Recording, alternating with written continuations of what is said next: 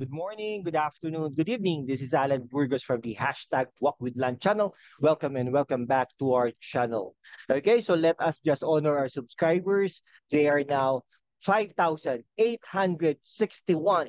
Thank you so much. And all of our subscribers are located around the world, and each continent that we have a subscriber or subscribers out there on that particular area. So friends, if you are not yet subscribed to our channel, please do it so now so that we can be able to maintain and sustain this channel. Thank you very much. God bless you all.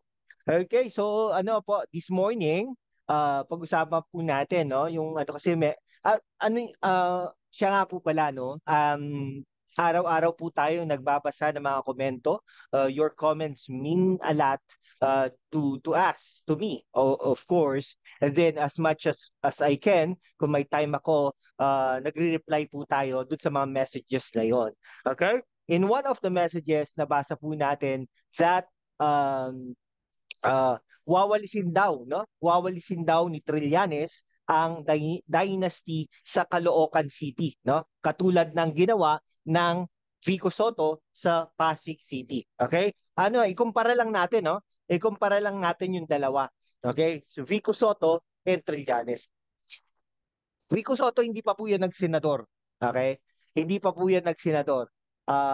Ang ano po niyan, konsihal. No? Ang entry level niya sa politics ay konsihal ng Pasig City, one term. Okay, after that, nagkandidatura na siya. Okay? So yon, ibig sabihin, nakita na niya yung kabulukan ng sistema inside. Kung meron man hindi ko sinasabing meron, pero kung meron man, nakita na ni Vico Soto ang kabulukan ng Pasig City kung meron man. Okay? Si Senator Trillanes, hindi po yan. No? Galing po siya sa national. Pero parang sinasabi na rin natin, galing siya sa citizenry, private citizen siya. Kasi hindi naman po siya nasa public official ngayon. Siya po ay natalo nung nakaraang eleksyon. Actually, 2 beses na siyang natatalo ng eleksyon. No? Una, nung vice president. Pangalawa, nung senator siya. Okay? So, galing siya outside. Oh, ang tanong natin ngayon, nakita na ba niya or nakikita niya ba? Pwede, no? Pero outside. Okay? Ayun po ang difference nila. Now, kita naman natin ang Pasig City, no? Dati, maasenso po yan. Okay? Mag-research po tayo, wag po tayo papanlin lang. Pero ano po siya, no? Dati po progressive talaga yan. Green City, maraming mga awards. Pero ngayon hindi. Ang awards lang ng mga yan, parang individual, department, parang ganon. Pero as a city, as whole, parang wala pa naman ako naririnig. Kung ano, balitaan niyo po ako, magkomento lang po kayo dyan kung meron po kayong nabalitaan na award ng Pasig City as a whole. No? So ang Caloocan naman po, no, in terms of progressive, no, may Starbucks na dyan, meron ng mga gymnasium, may mga marami ng health centers, may mga roads na napagawa, etc. No? Pero the same thing pa rin, marami pa rin mga urban poor, no? Yung marginalized sector. Parang ang hirap din pong ano yan no? Marami yan kasi diyan naman po kumukuha ng boto ang mga politiko. Pero sana po balang araw ay mawala itong mga ito. Okay? Ayan, yung mga bandang ganyan, no? Hindi ko rin malaman kung si Trillanes, kung mawawalis niya ang mga dynasty. Okay? Now, tingnan natin sa isang banda, dynasty ba talaga ang Caloocan? No? Ang mga malapitan po ay 13 years. No? Hindi po ito katulad ng mga Asistio, Echeverry, ganun din eh. Parang konti lang din, no? Parang 9 years, 12 years, no? Si Echeverry. Pero parang wala rin naman tayo nabalitaan na kamag-anak na pumasok sa politika ng mga Echeverry. Ay, meron po pala, meron. No, yung anak niya.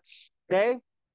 Ayan, anak niya. Pero, oo nga, kamusta nga po pala yung anak ni Echeverry, no? Sige, sige, kamustahin natin, minsan po yan, no? So, papasok po si Trillanes, hindi po natin malaman, no? Kasi, si Dale, yun po pumalit ng mayor, no? Nanalo po siya last election, no? Tandem po kasi yan eh, no? Si Oka.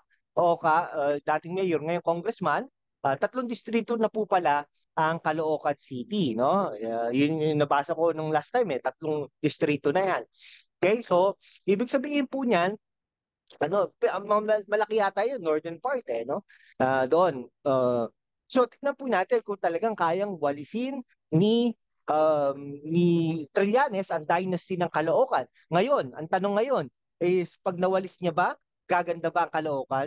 Hindi po ako naniniwala doon, hindi agad-agad. Iba po kasi ang methodology ni Trillanes, the same thing with the methodology of others who graduated from Ateneo. No, yung mga gano'n, parang gano'n no? Lenny Robredo, yung mga ganun, yung mga school of thoughts nila no? Cory Aquino, Noynoy Aquino, Trillanes, Vico Soto, yung mga ganon, no? So, hayaan po na nila mabulok yung sistema, hindi nila gagalawin yan, iimbestigahan yan, ipapakulong, etc. No? Until such time na, ay, si ano pa pala, yung sa Pampanga, yung si Among Ed, ganun din po, di ba? Pero later on, kinasuhat din naman siya, natalo din naman siya. Kasi ganun po ang school of thoughts nila, no? Papagandahin ko, no? Um, aayusin ang lugar nila, etc. no? Kakasuhan, ganun, no? Hindi itutuloy yung mga proyekto. So yung mga ano na yan, yung mga nasimula ng mga malapitan, mawawala yan.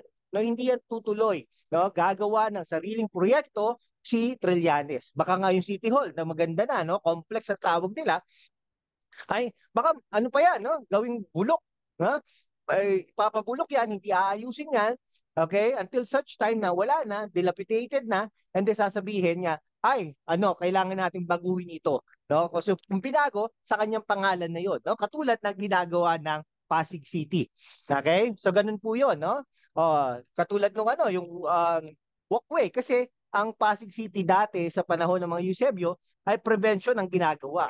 Okay? Ibig sabihin, no, kunwari, ano, no, Green City, walking city, okay, maglakad ka, no, mag-ano ka, mag-bike ka, mag-exercise ka para naman ma-prevent natin kung anong mangyayari sa iyo. Ganun po. Pero ngayon hindi, no, pinabayaan na 'yon, yung milyon na project na 'yon. Kung may anomalya man 'yon, di kasuhan, pero dapat ituloy yung proyekto na 'yon. Ngayon wala, hindi halos hindi mapakinabangan, ba?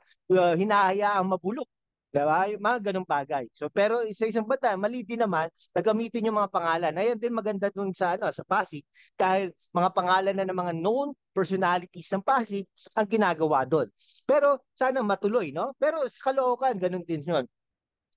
Ganun din siguro ang mangyayari kung itutuloy ni Trillanes ang kanilang mga methodology or school of thoughts, no? Pero wala naman tayo. I'm not against with Trillanes. Kung tumakbo siya, manalo siya, di okay. 'Di ba? Sana maging successful siya. Pero kung hindi naman, dapat gandahan pa lalo ng malapitan ang mga serbisyo nila sa Caloocan City. Sana mawala na yung urban poor, no?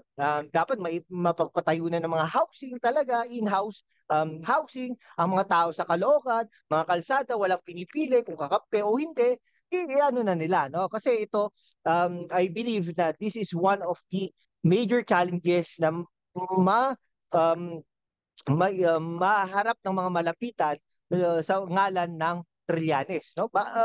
Totoo 'yan kasi ano naman malakas, marami naiinis kay Trillanes, pero marami rin nakagusto dahil gusto nila gumanda ang buhay nila, no? Sa Caloocan City. Something like that. Pero hindi natin sinasabi na mga malapitan naman ay talagang bad governance. Hindi naman din. Kasi ano naman pag pumupunta tayo sa mga kaibigan natin diyan sa parte, sa mga ano, sa mga kaibigan natin sa Caloocan itself, nagtatanong-tanong tayo, maganda din naman, no? Tayo nakita nga natin, 'di ba, sa dati. Ang ano lang daw, no? Ang syudad lang sa Metro Manila na walang Starbucks ay ang Caloocan, no? O in the past yan. Pero ngayon, nagyan na, no? Dalawa na yata, tatlo na yata ang Starbucks diyan. Kasi SM din, walang SM, 'di ba? Ngayon meron ng SM, no? Kasi ito ang parang barometer natin, no? Para sinasabi natin na umuunlad ang isang bansa.